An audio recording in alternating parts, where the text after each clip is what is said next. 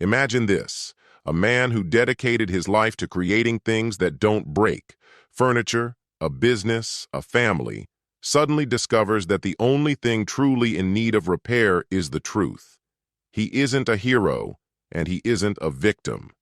He's an architect, not of buildings but of consequences. He always knew that betrayal wasn't a sudden spark, it was a process. And if his life was going to collapse, it would do so only on his terms. When everything you've built over years turns out to be a lie, what do? Seek revenge? Walk away?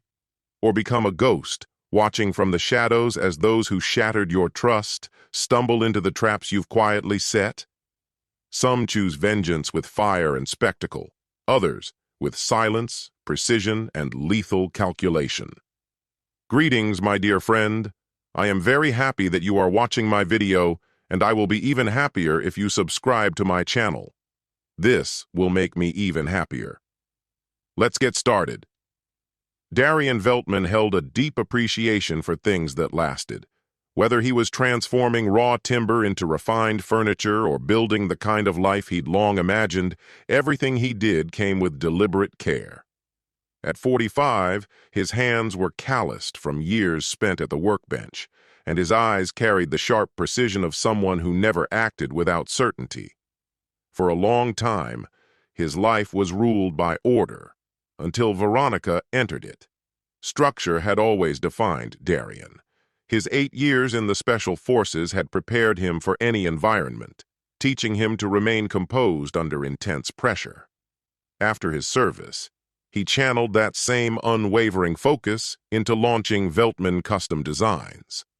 What started in a cramped garage steadily grew into a widely respected brand across the Northeast, known for handcrafted furniture marked by exacting detail and heart. The first time Veronica Calder walked into his boutique showroom, Darian caught the way her manicured hand glided across the edge of an oak dining table, one he'd labored over for 3 months. Her touch was slow, almost reverent. "This is stunning," she murmured, her gaze fixed on the grain. "You can feel the time in every line." Their relationship advanced rapidly, too fast, if you asked Logan, Darian's closest friend. But for a man used to planning everything down to the last detail, Darian found himself captivated by Veronica's warmth and spontaneity. Within 8 months, they were exchanging vows. At the wedding reception, Logan pulled Darian aside, nodding discreetly toward a teenage girl absorbed in her phone. "She's 13, Darian. That's a tough age to take on." Darian had shrugged, replying, "She's part of the package, and she needs something solid. Her father's barely in the picture." That wasn't entirely the case. Spencer Maddox drifted in and out of their lives like a specter, showing up for holidays, mailing lavish presents out of nowhere, and sporadically sending support checks.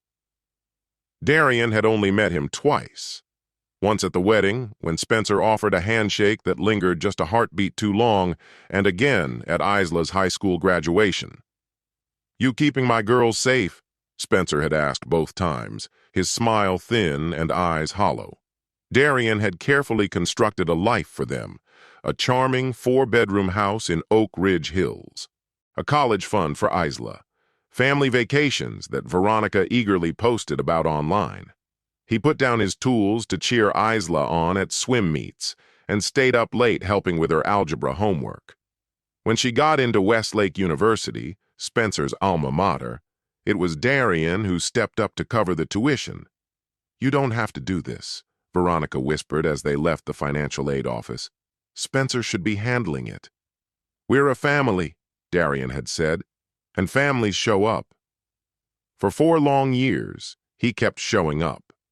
Even as the market declined and his business struggled, even when he had to refinance the house to stay afloat, even as Isla's calls grew less frequent and her visits shorter, even as Veronica started vanishing on weekends, saying she needed time alone or was visiting her sister Phoebe.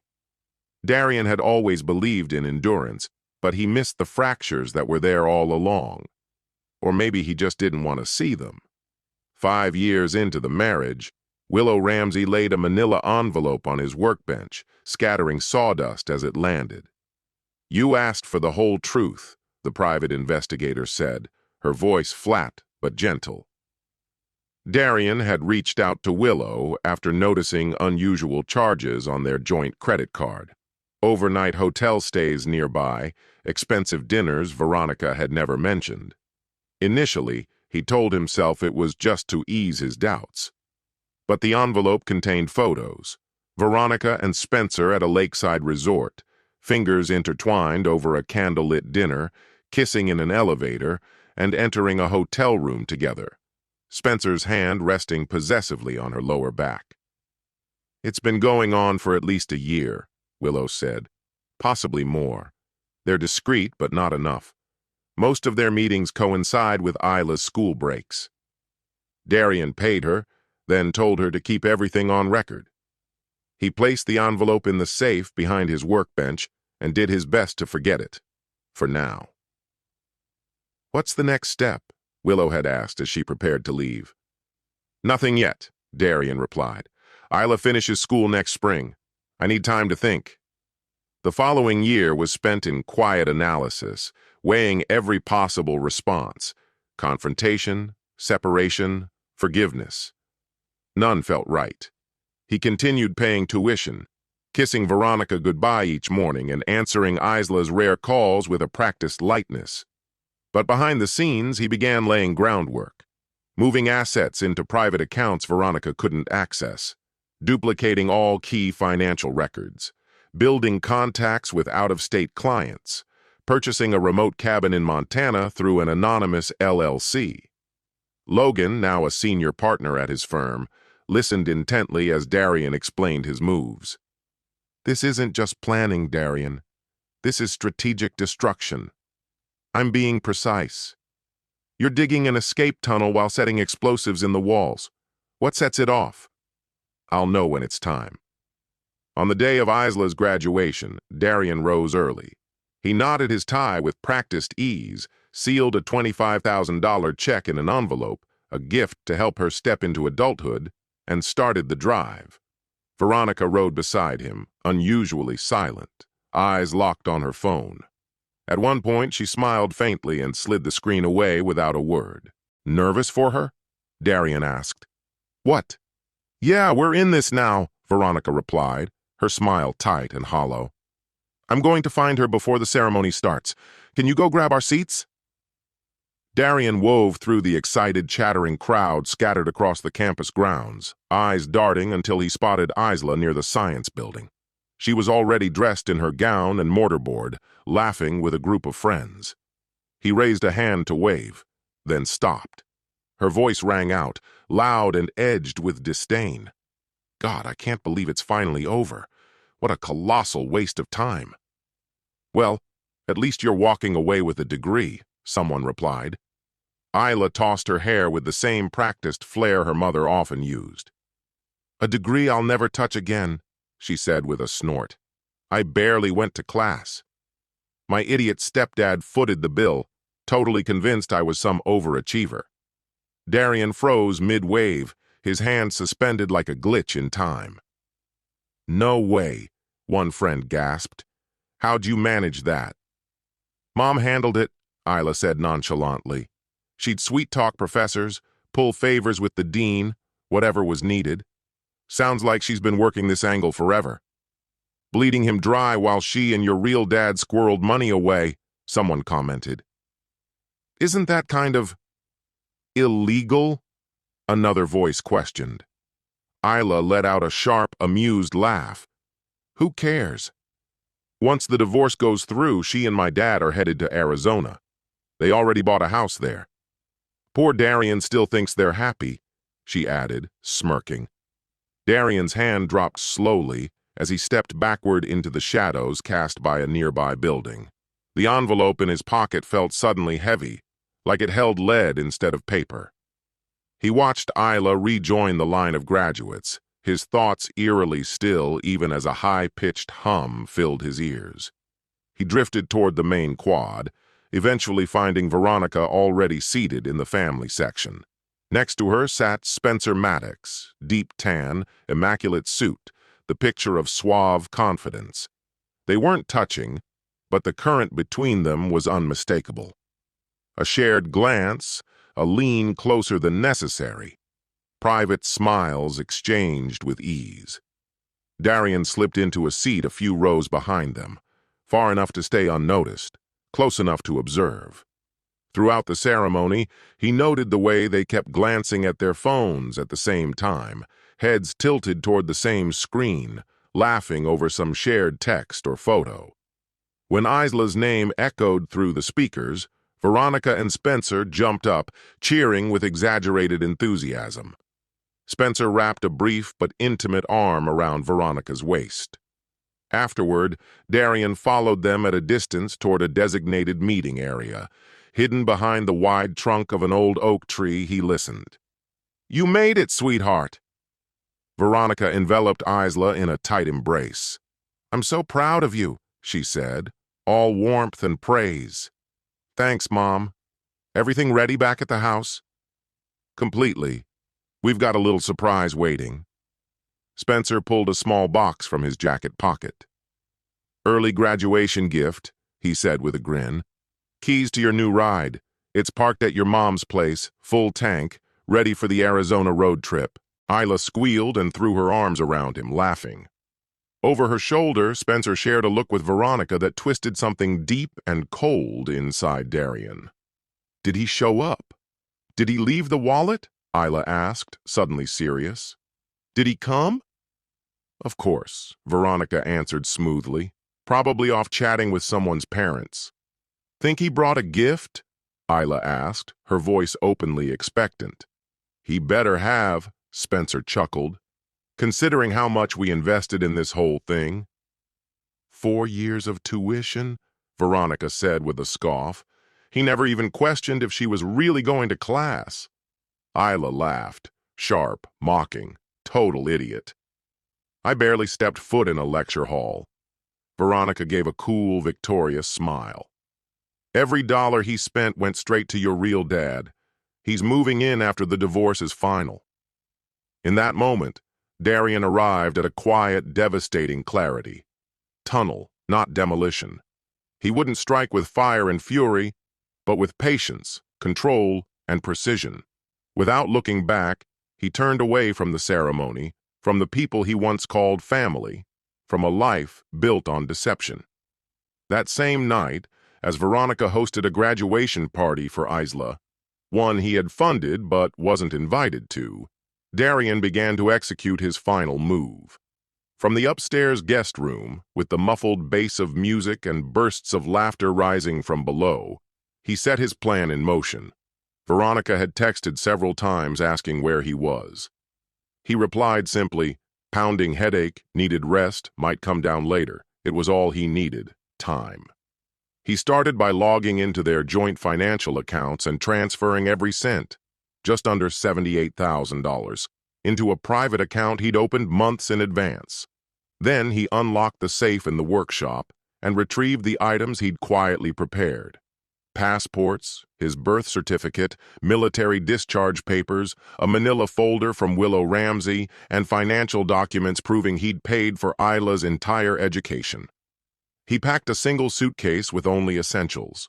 No photos, no keepsakes, just tools. He placed his wedding ring on the nightstand, not carelessly, but deliberately. At 1:27 a.m., as the final song faded and the house fell quiet, Darian sent one simple message to Logan. Tunnel, not explosives. I'll reach out within 48 hours. Logan responded almost instantly. Understood. Travel safe. Darian stayed still, listening to the faint echoes of Veronica and Isla's laughter rising from below, slurred slightly with the looseness of alcohol and the warmth of celebration. Should we go check on him? Isla's voice floated faintly through the door. Let him sleep, Veronica replied. We can talk in the morning. No sense ruining a good night. A pause, and then Isla asked again. Do you think Darian suspects anything? Not a chance. He sees what he wants to believe, that flawless family life he's always clung to. Men like that are easy targets. Their voices faded as they moved down the hallway, each to her own room. Darian quietly shouldered his bag and descended the narrow back staircase that led to his basement workshop. His truck, parked behind the garage and obscured from the main road, waited in the shadows. Before he left, he completed one last act, placing a manila envelope neatly on Veronica's pillow. Inside were the divorce papers he'd had drawn up long ago, a flash drive containing surveillance images Willow had compiled, and a carefully detailed account of every cent he'd spent on Isla's education. There was no letter, no final words. The message would speak for itself. By 2 a.m., Darian was cruising west, the road ahead stretching toward Montana. His phone, set to airplane mode, sat untouched on the passenger seat. He planned to check it once, after 24 hours, to assess the aftermath. After that, it would be discarded and replaced with a device tied to a new identity, one he had spent a year carefully constructing.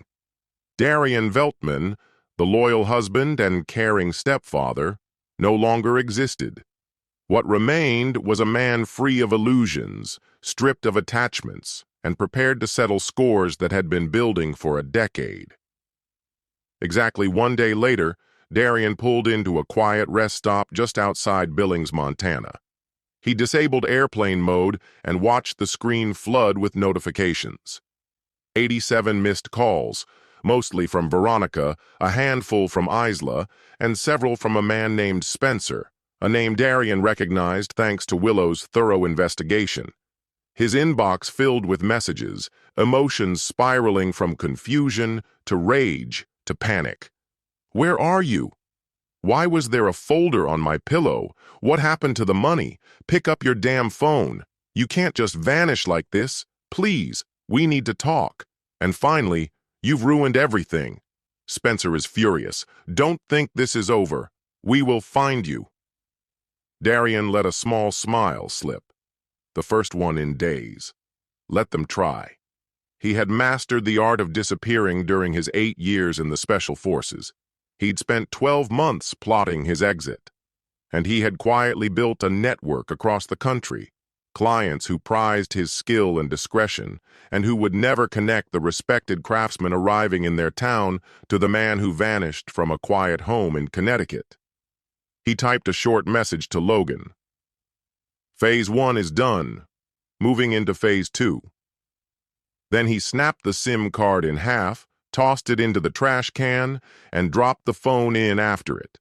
The architect had abandoned his structure, but not before ensuring that those who had cracked its foundation would be buried beneath its wreckage. 3 months after Darian's disappearance, Veronica Veltman sat rigidly across from her divorce attorney, Barbara Hollingsworth, inside a modern high-rise office with panoramic views of the harbor. The usual serenity of the waterfront offered her no comfort today. "So he's just gone?" Barbara asked, flipping through a thick file. "No direct communication? Nothing personal?" Veronica rubbed her forehead, her frustration mounting. "Nothing from him directly. Everything's come through his lawyer."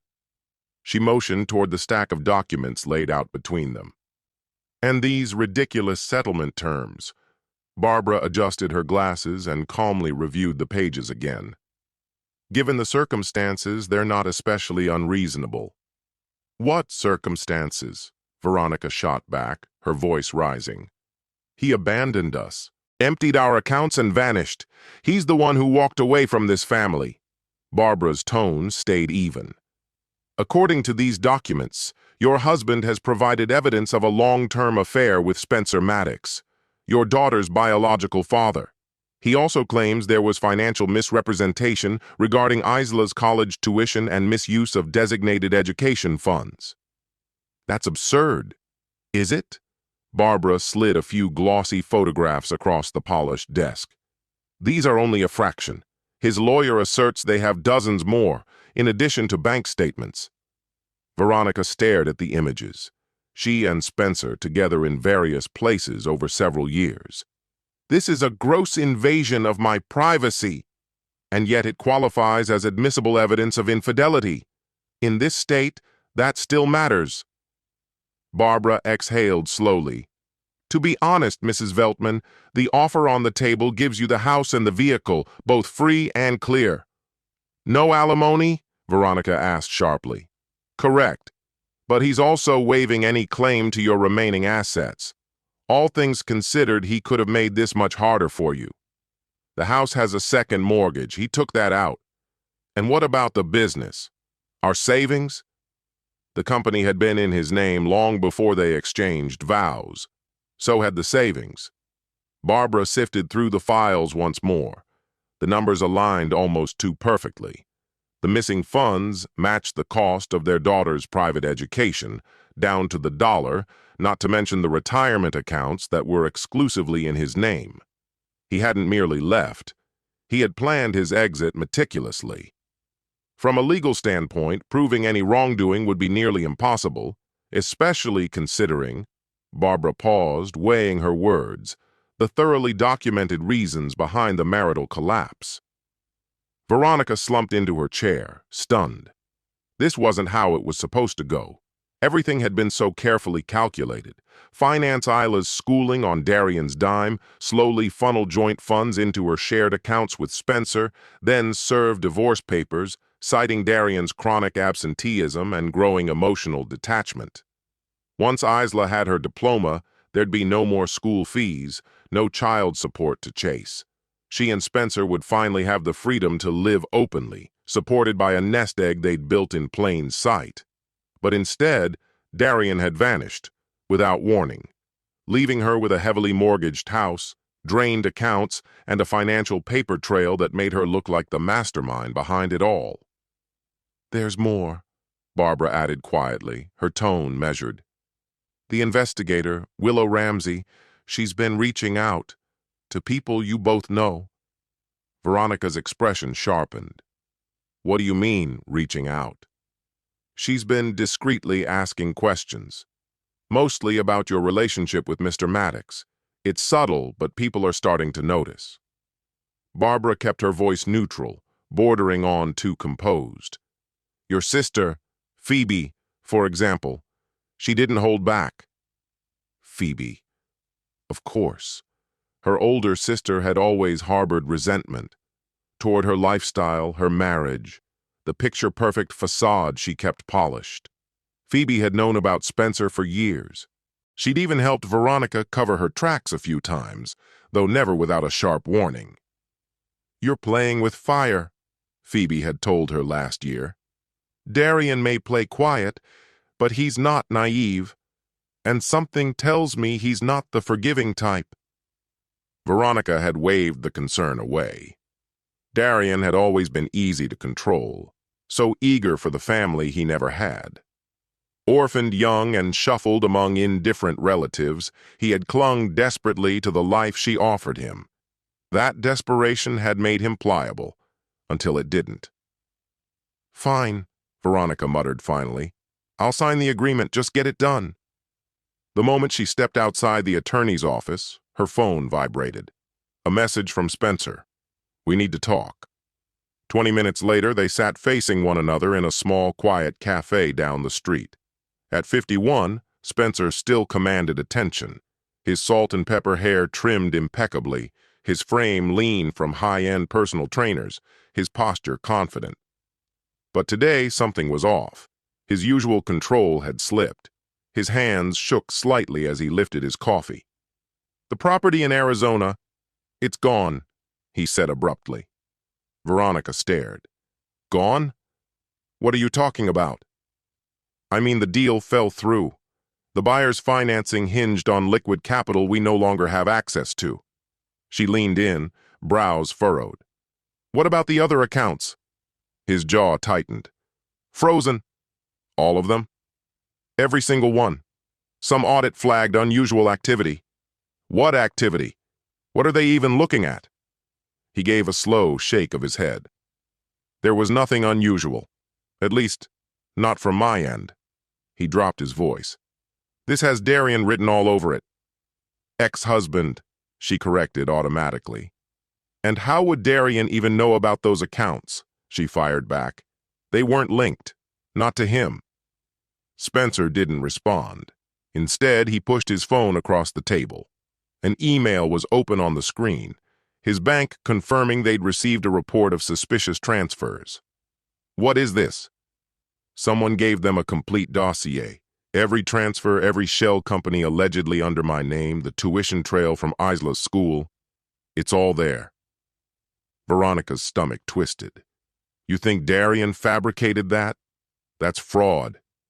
Spencer let out a dry laugh. That's the problem. It's all real. The accounts exist.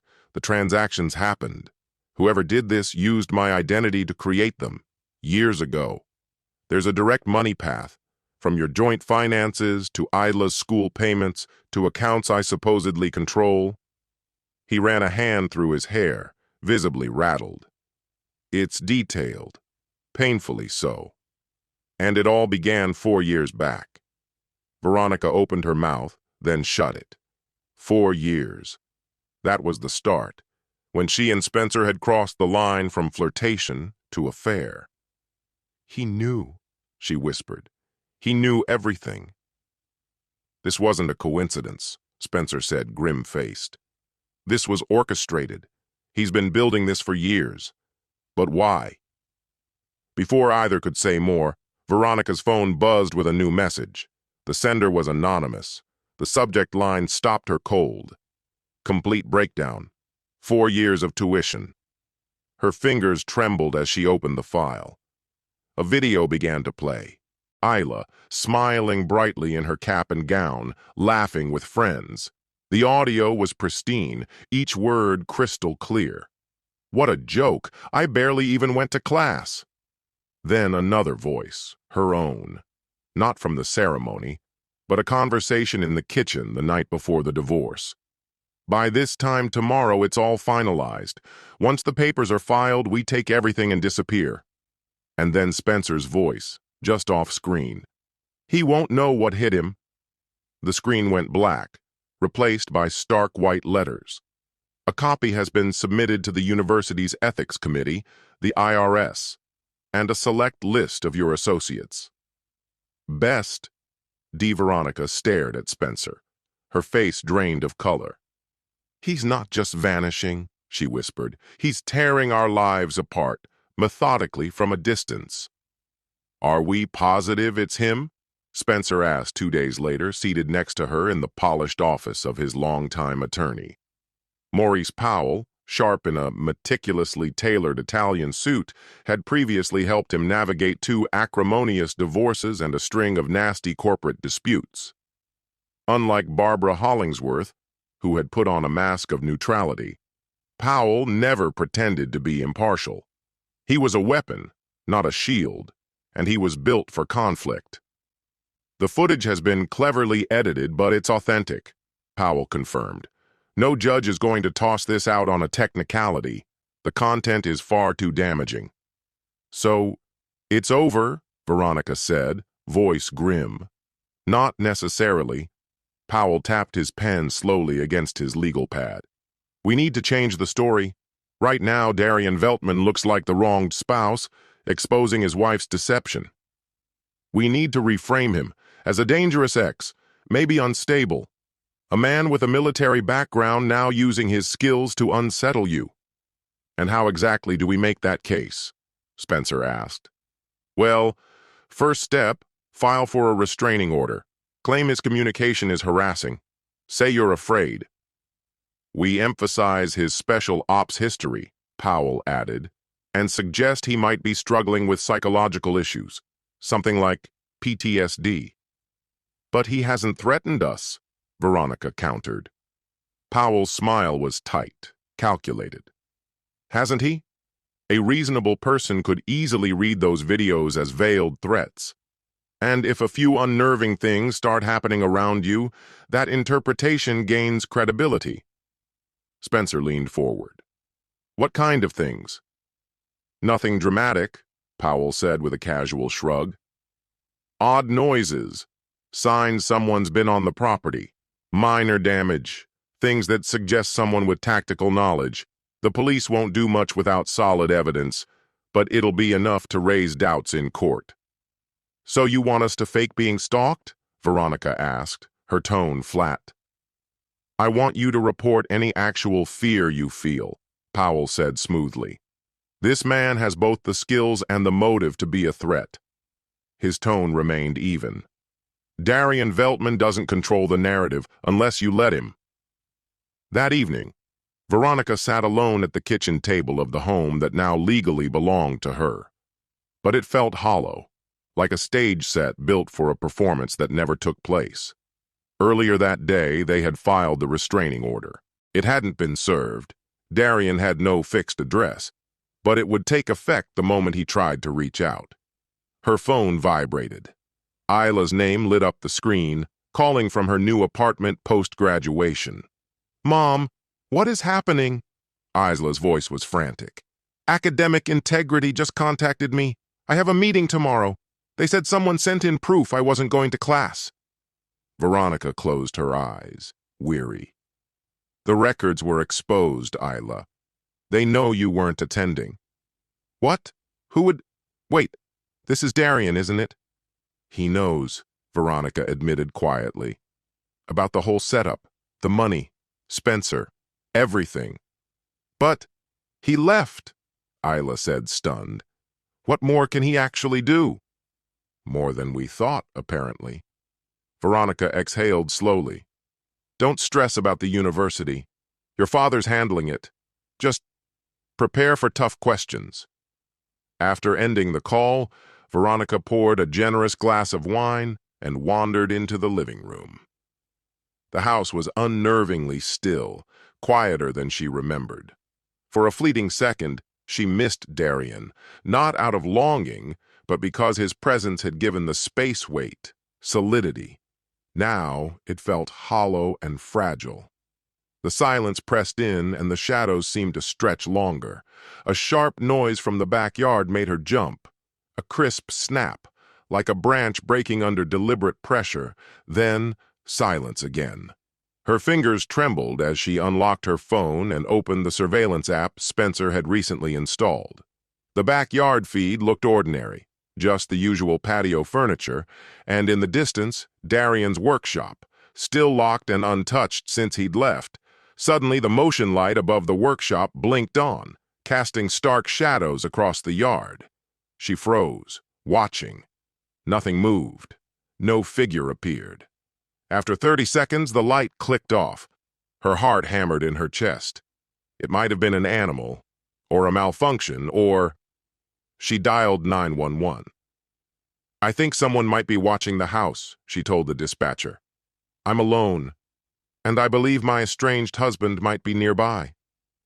Within 15 minutes, 2 officers arrived. They searched the property thoroughly, but everything appeared undisturbed. The younger one looked skeptical, but the older officer offered a kind word. We'll increase patrols in the area, he said, and you did the right thing filing that order. If he shows up, we can act immediately. Once they left, Veronica sent Spencer a message. I think he was here. Cops found nothing. What if this is just the beginning? His reply came instantly. Document everything. Powell says we need to show a consistent pattern. Veronica stared at the message again, dread slowly anchoring itself in her chest. Had someone truly been in the backyard, or had her imagination spun fear into something tangible? Was the terror coursing through her real, or was she merely playing out Powell's strategic playbook? And behind the scenes, hidden in the dark, was Darian already laying out his next move? A notification abruptly broke the quiet, the sharp chime of an incoming email. No sender listed, but the tone, it was unmistakable. Her heart pounded as she opened it. There was only one line. Motion sensors work both ways. Sleep well, Veronica. Attached was a photo, taken from outside her living room window, time-stamped just minutes ago.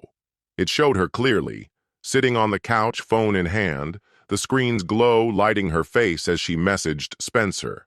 This time, when Veronica called the police, the fear in her voice wasn't staged. It was real, palpable. "There's nothing definitive," Detective Roland Ferris said as he closed his notebook. "No fingerprints, no breach in your home system, and the emails are scrubbed clean. No trail."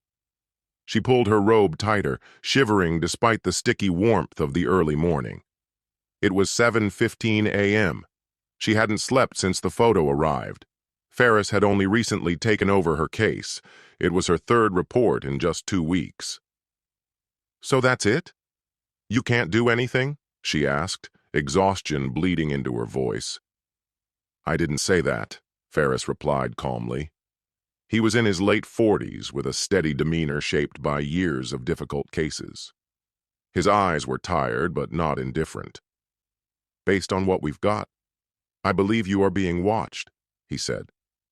"The real question is, by who?" "I told you, my husband." "Ex-husband," Ferris corrected softly, echoing what she'd told Spencer not long before. "Darian Veltman is definitely on our radar, but we have no indication he's anywhere nearby. No bank transactions, no phone usage.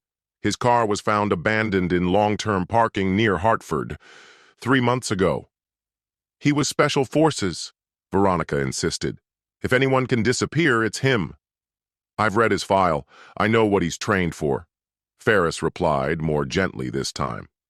"I'm not questioning your concern, but I have to ask, could there be anyone else with a motive?" "No one." "What about Spencer Maddox?" Veronica stiffened. "What are you trying to say?" "Well, if your ex is seen as a danger, Mr. Maddox could stand to gain. There's a clause in the divorce. If Darian is seen as threatening, Spencer benefits financially." "That's absurd. Spencer would never—" "Mr. Maddox has a documented pattern of manipulation in his previous marriages," Ferris interrupted. "And he's been with you during several of the reported events." Veronica rose from her seat, her voice sharp and unwavering. "If you're not going to help, then you should leave."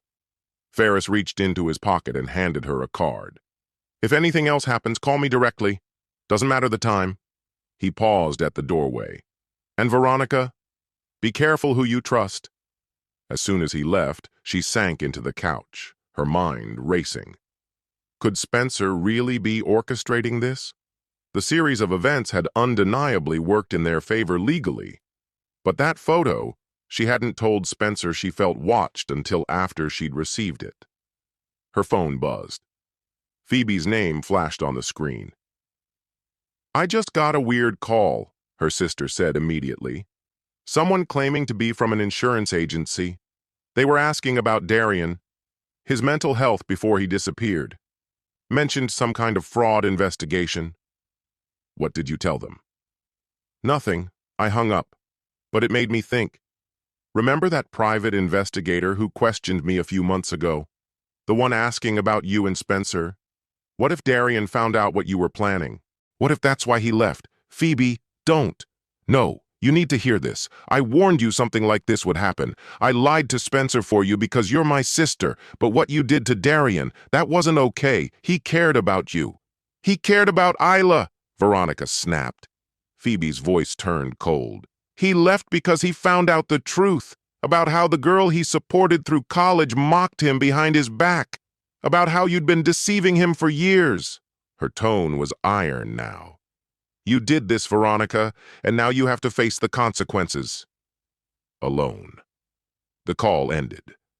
Veronica stared blankly at the phone, her eyes glistening. Her world was unraveling. Isla's academic future was now under review. Spencer's assets were still locked up in litigation. The house in Arizona was gone, and now Phoebe, her last ally, had turned on her. The phone buzzed again. A message from Spencer. "Powell needs to meet. Urgent. His office. Noon."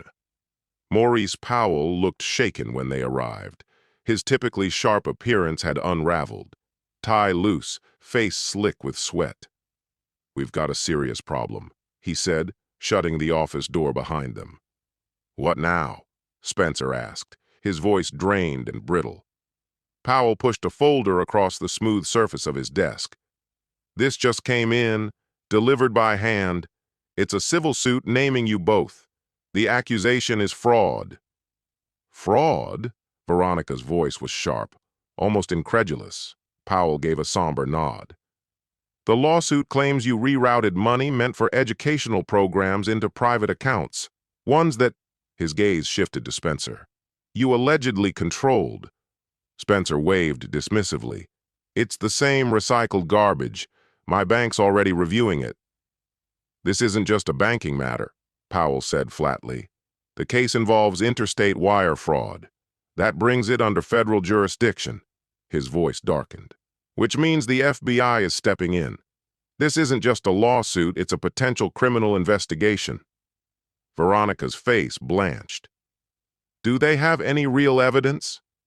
They've submitted extensive documentation, Powell said, voice tightening. Transaction logs, transcripts of conversations, even late-night phone calls. It's all meticulously cataloged. He removed his glasses, rubbing his eyes. To be honest, it's one of the most airtight cases I've ever reviewed. Whoever built it has been assembling it brick by brick for a long time. Veronica's whisper barely broke the silence. Darian, how could he have known? We covered our tracks, she insisted. Powell gave a humorless chuckle. Clearly not well enough. According to the complaint, there are recordings dating back 3 years. He's been playing the part of the loving husband while stockpiling evidence. The facade on Spencer's face cracked. So what's the next move? You prepare for the possibility of indictment, Powell replied, his voice void of emotion. And hope you can locate Mr. Veltman before it's too late. Veronica's voice trembled. And if we can't? Powell's expression turned cold. Then you'd better find top-tier criminal attorneys. This has moved beyond anything I can manage. Outside in the hallway, Spencer grabbed Veronica's arm, his grip like a vice. We stop this now, he hissed. We find him. Veronica recoiled. The authorities have been searching for months. They're bound by procedure, Spencer growled. I'm not. What are you planning? Whatever it takes. He glanced at his watch. Darian's not the only one with contacts. I'll make some calls. Go home. Stay ready. Alone in her dim kitchen, Veronica poured herself a double shot of bourbon, the clink of glassware loud in the stillness. Everything had unraveled in an instant. What once seemed unbreakable now felt like a noose tightening around her throat. Her phone buzzed. She flinched. An email. She hesitated before opening it, expecting another threat from the faceless tormentor she now knew to be Darian. But it wasn't. The sender was Willow Ramsey, the private investigator. Subject, we need to talk. About Darian Veltman. Her chest tightened, a mix of fear and a faint, desperate flicker of hope. She replied quickly, when and where? The answer came within seconds. Tomorrow, noon. The boathouse at Lakeside Park. Come alone. The boathouse stood isolated at the far end of a weathered dock, its red paint faded and cracked from sun and time. Veronica arrived 15 minutes ahead, nerves frayed from a sleepless night.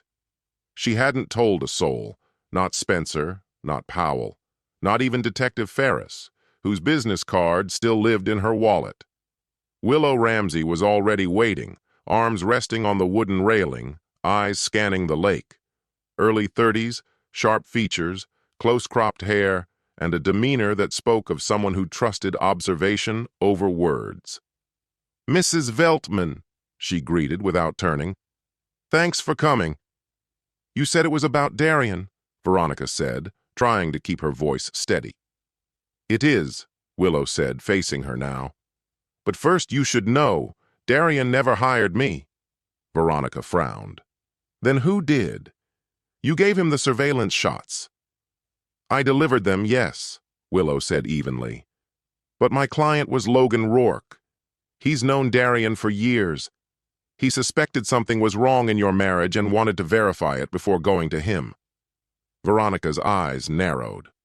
Why tell me all of this now? Because things have escalated, Willow replied. And quickly. Logan's worried this is heading somewhere dangerous. Collateral damage? Veronica's voice cracked. Darian is tearing apart my life, and you've been helping him secretly for years. Willow's expression didn't change. Logan didn't want this to go nuclear. But with Maddox's recent moves, Veronica's heart skipped. What did Spencer do? He's hired people to track down Darian, Willow said quietly. And not professionals like me. These are people who don't operate under legal restrictions. Some people live outside the bounds of law, unconcerned with rules, immune to morality. I don't buy it, Veronica said, voice tight. Spencer wouldn't cross that line. Mr. Maddox is facing a possible federal indictment, Willow countered. He stands to lose everything, his firm, his reputation. People in that position, they don't always think rationally. Sometimes they make reckless, even violent choices. She reached into her bag and pulled out a small recording device, offering it to Veronica. This was captured yesterday. It's a conversation between Spencer Maddox and Victor Casimir. Casimir has deep affiliations with organized crime across 3 states. Veronica's fingers trembled as she pressed play. Spencer's voice emerged, taut and urgent. I don't care how it happens. Just make sure he's out of the picture. If he can't testify, all of this vanishes, he continued. Another voice, heavier, accented, responded with a chilling calm. Dead is easiest. No, Spencer interrupted quickly. Not that, just incapacitated. Talk him down, scare him off. Handle it, however you have to. His voice faded as the recording ended. Veronica looked up, her eyes wide, throat dry. This could be fake, she whispered. It's not, Willow replied evenly. And Mr. Rourke has already delivered a copy to Detective Ferris. Her tone remained gentle but unrelenting. You need to grasp the gravity of this. Your ex-husband has built a case that could put both you and Maddox behind bars. And now Maddox is teetering into violence, she added. You're standing in a very dangerous place. Veronica barely found her voice. What do you want from me? Cooperation, Willow said without hesitation. Tell Detective Ferris everything you know. And if there's any way to reach Darian, warn him, immediately. Veronica let out a bitter chuckle. Warn him? He hates me. I wouldn't even know where to start. You may be more connected than you think, Willow said softly. He's been closer than you realize. She glanced at her watch. That's all I came to share. What you do next is your choice. But don't take too long to make it. As Willow turned to leave, Veronica called out. Why tell me this? Why even give me a chance? Willow looked back, her eyes solemn. Because despite everything, Mr. Veltman doesn't want you hurt. He only wants the truth to come out. With that, she walked away, vanishing down the pier without another glance. Veronica remained rooted to the spot, staring down at the recorder in her hand. Her mind spiraled. If she contacted the authorities, she'd be implicating Spencer in a conspiracy to harm Darian. But warning Spencer would mean aiding someone who had considered orchestrating violence. Doing nothing wasn't an option. Darian's life might hang in the balance. And for all the pain between them, the thought of him getting hurt because of her was unbearable. Her phone buzzed. Spencer. Where the hell have you been? He snapped as soon as she answered. I've been trying you for over an hour. I needed to clear my head, she replied, voice neutral. Went for a walk. Well, get back. I have news, he said briskly. My contact found Darian. Veronica's breath hitched. Where? Rivercrest, Montana, some small backwater town. He's been laying low under the name Miles Faulkner, working construction or something like that. Victor's men are on their way now. He sounded almost triumphant. By tomorrow, it'll all be taken care of. Spencer, wait, she began, alarm rising. No time for delays, he cut her off. It ends tonight. Pack a bag. We'll need alibis for a couple days. Then the line went dead. Veronica stared down at the phone, then back at the recorder. Something shifted inside her, some final decisive click. She dialed. After 2 rings, a voice answered. Detective Roland Ferris. "This is Veronica Veltman," she said, fast and firm. "We need to talk. It's about Spencer Maddox and Darian. He's in serious danger." In the quiet outskirts of Rivercrest, Montana, a man known locally as Miles Faulkner leaned over his workbench, smoothing the curve of a custom rocking chair, a commission for the mayor's wife. The workshop was modest, far from the sleek Connecticut studio he'd abandoned, but it served him well. In the 6 months since he vanished from his former life, he had carved out a reputation for quality craftsmanship and for keeping to himself. His phone vibrated with a message from Logan. Package delivered, Phase 3 initiated. A faint smile tugged at Darian's lips.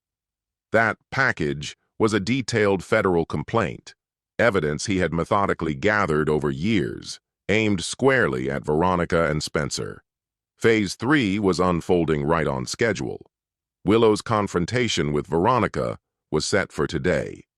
Every piece of his plan was falling into place. Legal pressure had begun to tighten like a vice. Psychological tactics, strategic surveillance, anonymous warnings, whispered rumors had already begun to unravel Veronica's stability. And as predicted, Spencer had taken the bait, enlisting exactly the kind of men Darian expected him to. Victor Casimir's name carried a reputation forged in blood. Once a brutal operative for Russia's criminal elite, he'd since transitioned into a more discreet role, a shadowy problem solver for those who could pay his price. Darian had known of Casimir's connection to Spencer for quite some time, a thread first pulled by Willow during her early surveillance runs. One of many pieces Darian had tucked away for a day like this. That day had finally come. His phone buzzed again, Willow calling. "It's done," she said the moment he answered. She heard the recording. It hit hard. She looked blindsided but not completely shocked, like part of her already knew. "She'll do what she has to," Darian said. "Veronica always knows when to cut her losses." "She's not going down with Spencer," Willow agreed. Then, after a beat, her tone shifted. "You're threading a needle here. If Casimir's crew gets to you before law enforcement—" "They won't," Darian interrupted coolly. "Not the version of me thereafter." Willow hesitated. "What do you mean?" "I mean, Miles Faulkner is nothing but smoke. That apartment's a decoy. Sits above an old woodshop I use now and then. Looks authentic, but nobody lives there. My real place? Remote, buried in the records of a shell company. No ties to Darian Veltman or Faulkner." Willow gave a dry laugh, equal parts admiration and frustration. "You never half-ass anything, do you?" "Special Forces drilled it into me," Darian replied. "Always cover your blind spot."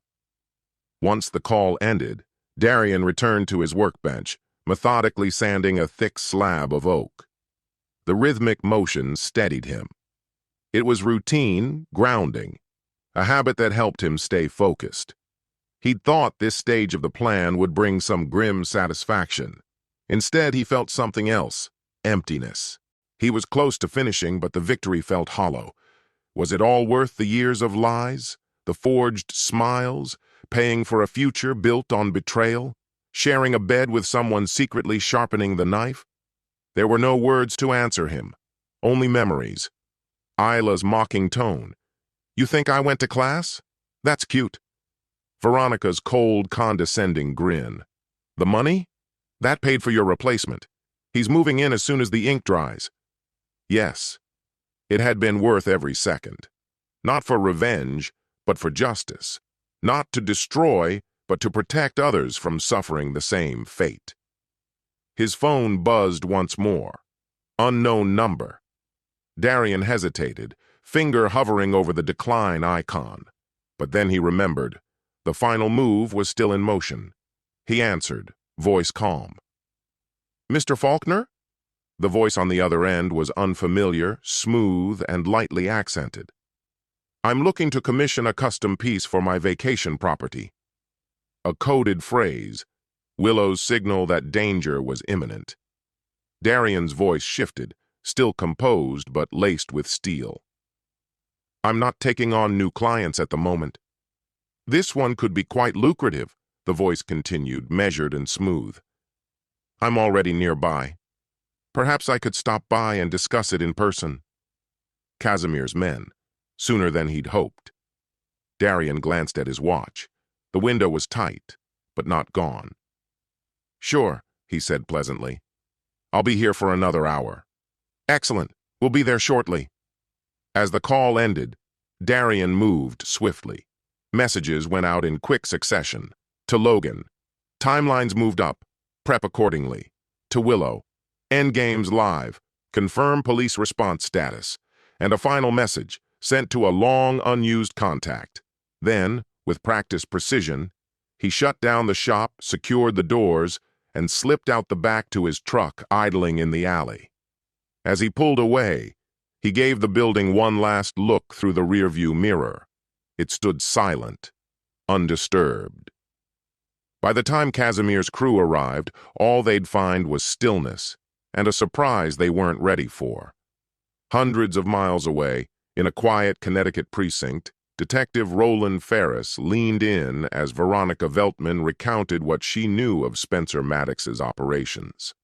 Behind her, a recording Willow had obtained played steadily, Spencer's voice betraying him with every word. Ferris sought confirmation. You believe Mr. Maddox has dispatched individuals to harm your ex-husband? Veronica nodded, visibly shaken. Yes. He told me they were already in Montana, a place called Rivercrest. Ferris exchanged a grave look with the FBI agent beside him. Agent Diana Morris gave a curt nod and stepped out to make a call. Mrs. Veltman, Ferris said carefully, you understand that this testimony may implicate you in several financial crimes? I do, Veronica replied, her voice wavering but resolute. But I didn't sign up for anyone to get hurt. No matter what Darian's done, he doesn't deserve to be killed. Morris returned quickly, face taut. Montana State Police just reported shots fired at a property registered under the name Miles Faulkner. Veronica gasped, hand flying to her mouth. Oh, God! Is he okay? Did they say if anyone was injured? Details are minimal, Morris said, glancing toward Ferris. But initial reports suggest it was an attempted ambush. An ambush? Veronica echoed, stunned. Someone was waiting for them, Morris confirmed grimly. Back in Rivercrest, Darian watched from a high ridge, far above the reach of the evening sun. Flashing red and blue lights flooded the area around his workshop. Through a pair of binoculars, he observed officers leading 3 restrained men toward squad cars. One clutched a bloodied shoulder. His phone buzzed again. This time, a text from a number he didn't recognize. Darian's long-standing alliance with a law enforcement insider, a connection he had carefully nurtured over months, had finally borne fruit.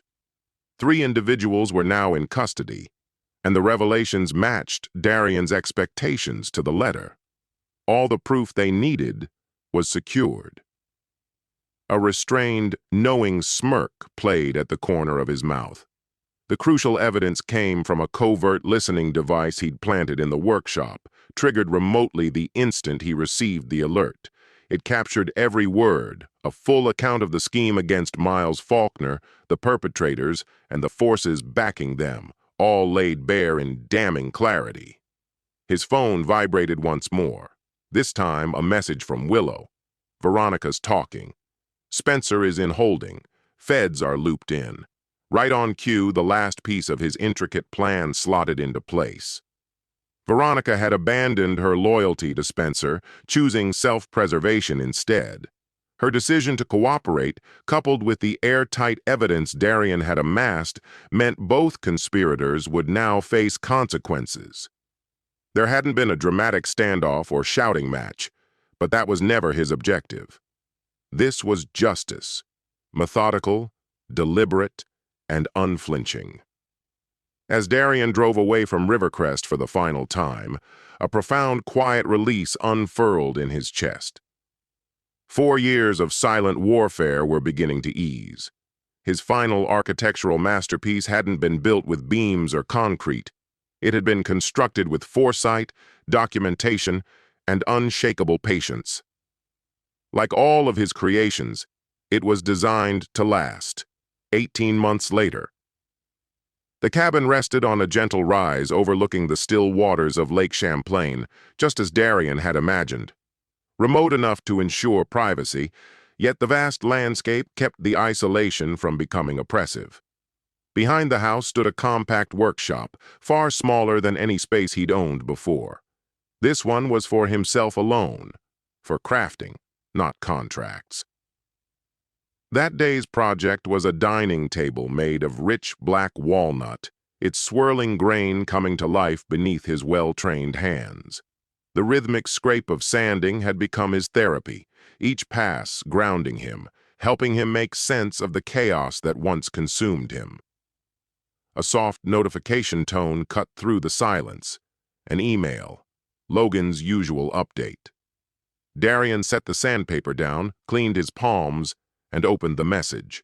Final Maddox, Veltman report. Spencer Maddox.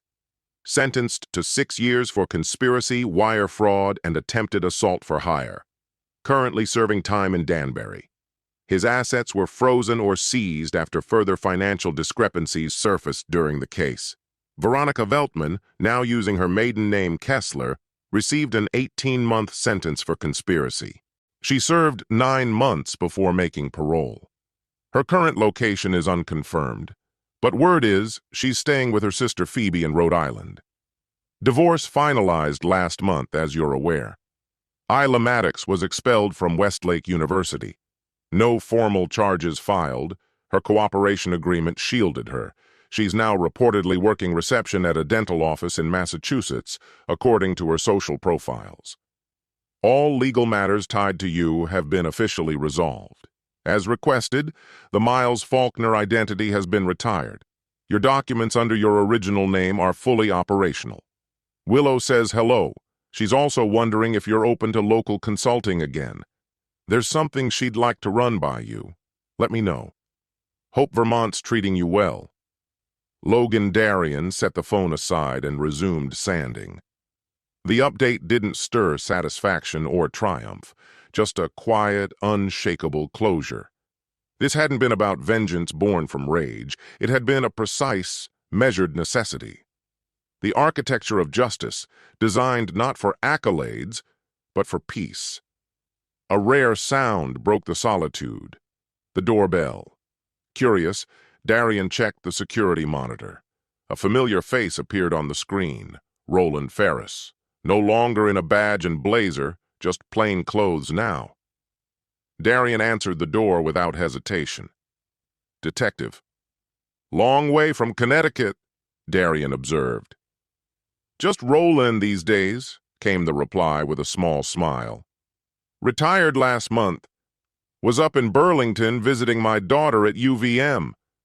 Thought I'd drop by. How'd you find me? Roland chuckled. You're not the only one who knows how to track someone down, Mr. Veltman. Darian welcomed him inside. They sat in the living room, framed by tall windows that looked out over the glassy lake. Nice spot, Roland said, taking in the tranquility. That was the goal. Darian studied him. You didn't come all this way just to compliment the view.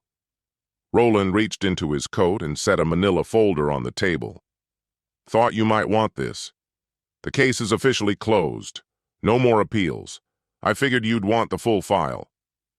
Inside were photos from the trial, news clippings, and at the very bottom, an envelope, handwritten. Darian raised an eyebrow. She wrote that during her sentence, Roland explained. Asked me to give it to you if I ever found you. Said you deserved that much. Darian hesitated briefly, then opened the letter. Darian, by now there's no question. You won. You were always 3 steps ahead.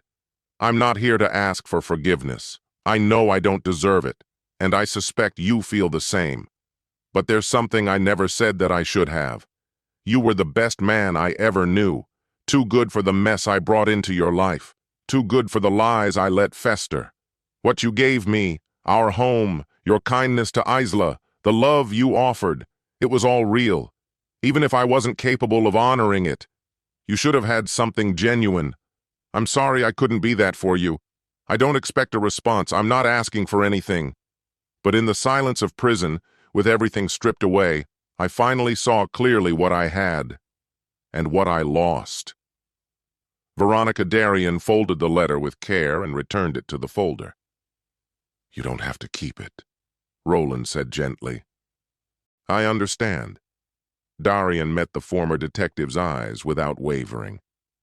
It's all documented now. Roland gave a subtle nod, accepting the finality of it. This case had defied anything he'd come across in his long career. In 30 years on the job, I've never seen anything so precisely calculated. Darien's lips curled into a slight smile. I was special forces. Long-haul strategies were muscle memory. Roland exhaled, shaking his head. You were always 3 steps ahead of them. The surveillance, it was constant. You used it to push them into paranoia.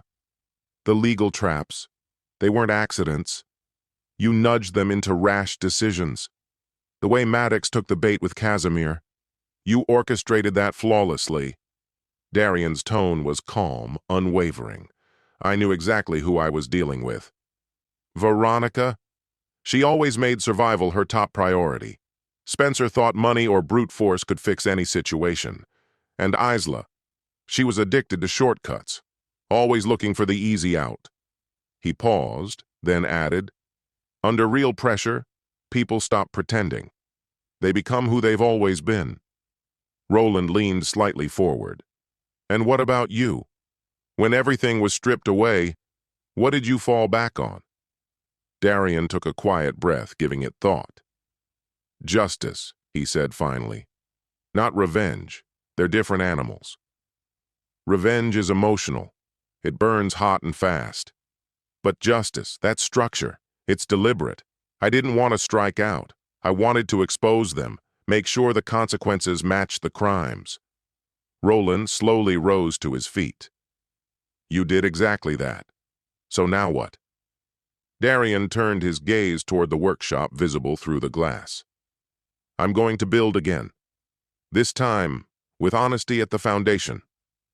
As Roland's vehicle disappeared down the winding road, Darien returned to the place that had become his sanctuary. His palm settled on the unfinished timber waiting before him. It was flawed, knotted, cracked in places. But those imperfections weren't defects. They gave it depth. They told a story. With deliberate hands and a quiet mind, he shaped the wood through the fading light. The rhythm of creation steadied him, just as it had during his darkest days. When he finally stepped back, the table stood complete, solid, balanced, built to last. Unlike the vengeance he had engineered, this was not about catharsis. This brought stillness. For the first time, he had crafted something not to destroy, but to withstand. A new design had emerged, not forged from anger, but from the desire to rebuild. The last obligation was fulfilled. The scales had evened, and Darien Veltman was free to begin anew. Our story comes to an end here. Share your thoughts in the comments. Thank you for taking the time to watch. If you enjoyed this story, please check out other videos on this channel. See you soon, my dear friend.